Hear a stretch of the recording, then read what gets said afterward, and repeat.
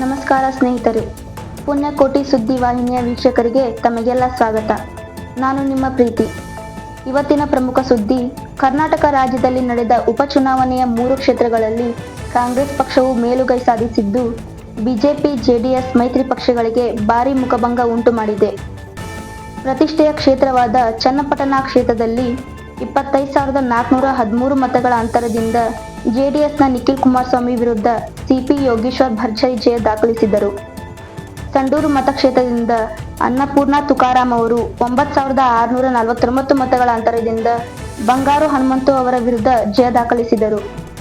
ಶಿಗ್ಗಾಂವಿ ಕ್ಷೇತ್ರದಿಂದ ಯಾಸಿರ್ ಖಾನ್ ಪಠಾಣ್ ಅವರು 13,448 ಮತಗಳ ಅಂತರದಿಂದ ಭರತ್ ಬೊಮ್ಮಾಯಿ ಅವರನ್ನು ಮಣಿಸಿ ರಾಜ್ಯದ 3 ಕ್ಷೇತ್ರಗಳಲ್ಲಿ ಕಾಂಗ್ರೆಸ್ ಪಕ್ಷವು ತನ್ನ ಅಭ್ಯರ್ಥಿಗಳನ್ನು ಗೆಲ್ಲಿಸಿಕೊಂಡಿದೆ.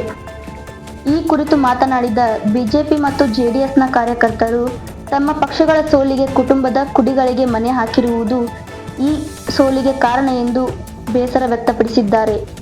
ಇಲ್ಲಿಗೆ ಇವತ್ತಿನ ಸುದ್ದಿ ಮುಕ್ತಾಯವಾಗಲಿದ್ದು, ಹೆಚ್ಚಿನ ಮಾಹಿತಿಗಾಗಿ ಪುಣ್ಯಕೋಟಿ ನ್ಯೂಸ್ ಚಾನೆಲ್ ಸಬ್ಸ್ಕ್ರೈಬ್ ಮಾಡಿ, ಬೆಲ್ ಐಕಾನ್ ಕ್ಲಿಕ್ ಮಾಡಿ.